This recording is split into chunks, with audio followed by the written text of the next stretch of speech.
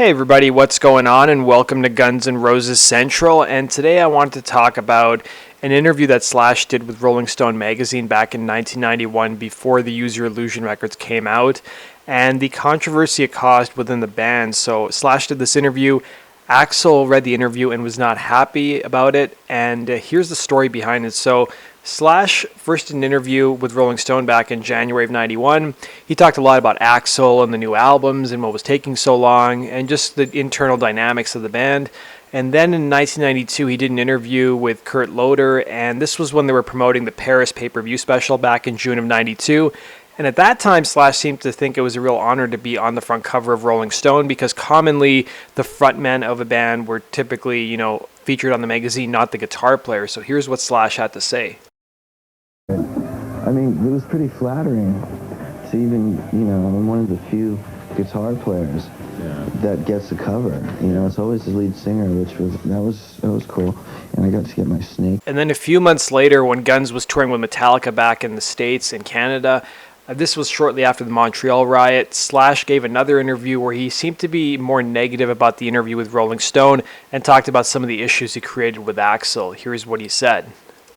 Twisted what I said around, and they only focused on certain things. Definitely the relationship between Axl and I, who they always are trying to make a real negative issue out of, which is not like that at all. And when that came out, there were certain things in there that I said that were true, but in the context of the conversation, they would have read completely different than the way the guy edited the whole thing. I was pissed off because I was like, this is why I don't like getting involved with this kind of stuff, because I don't like being misrepresented and having it hit so close to home. I just got to the point where I just don't pay attention anymore and I don't read them. That way I'm safe. So what did Slash say in the interview that made Axl so angry? So apparently Axl read it once and wasn't really upset with the interview. Then he read it again, and then he read deeper to some stuff that Slash said, and apparently it angered him. So these are some of the questions where Slash was talking about Axl. So the interviewer said, the bond between you two often seems volatile. He said, I don't want to talk about Axl because everybody is constantly trying to pit us against each other.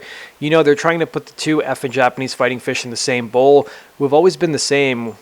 We have our ups and downs and we butt heads. As long as I've known Axl, we've had so many differences that have been like the end of the line as far as we're concerned. I think that happens with most singers and guitar players, or whatever the cliche is. It might look a little intense on the outside, seeing all this shit that we've been going through, but it makes for attention that's in a morbid kind of way, really conducive to the music we collaborate on. But as far as Axl goes, he is the best singer-lyricist around. He was also asked about the Rolling Stone shows that Guns N' Roses opened for and how Axl went on stage and basically said that drugs were destroying the band.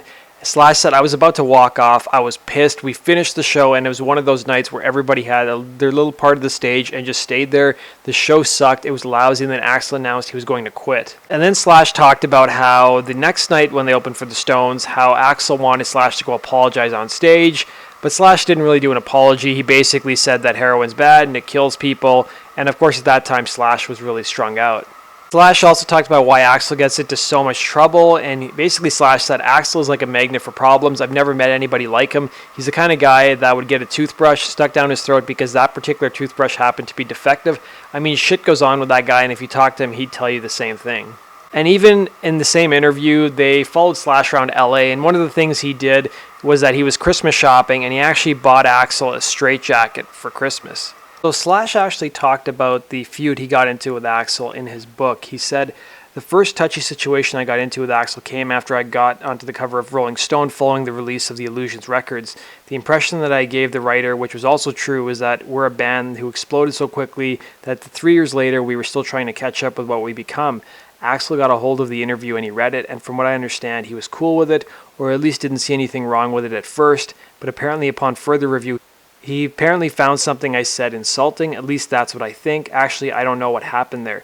The next time I saw Axl was at the Long Beach Arena, which was the same arena that Guns N' Roses rented out to shoot parts of the Estranged video, where our entire stage setup for the Illusions tour was fully assembled, and he was not speaking to me at all. If I'd been so deluded as to think that this was just my imagination, he made sure that I knew he was pissed. I had given him this really cool straitjacket for his birthday gift not too long before, and he'd brought it with him that day, just so he could make a point of leaving it on my amp when he left. We didn't talk to each other for the next few days, and the band ran through the rehearsals. It was exactly the type of eggshell walking that being in Guns N' Roses had become. The vibe was so bad, I just tried to do my thing without issue each day. All things considered, I was very concerned because the truth is that I'm more sensitive than I seem to be. I was worried about making Axl so angry because I had no idea what I'd done. He wasn't saying anything, and no one else knew either. It would eventually come to light as much as it could, and it took huge discussion to work it out.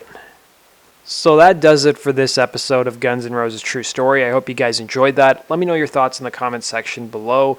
And as always, guys, be sure to hit the like button if you enjoyed this video, and be sure to subscribe to my channel if you love Guns N' Roses as much as I do. Take care.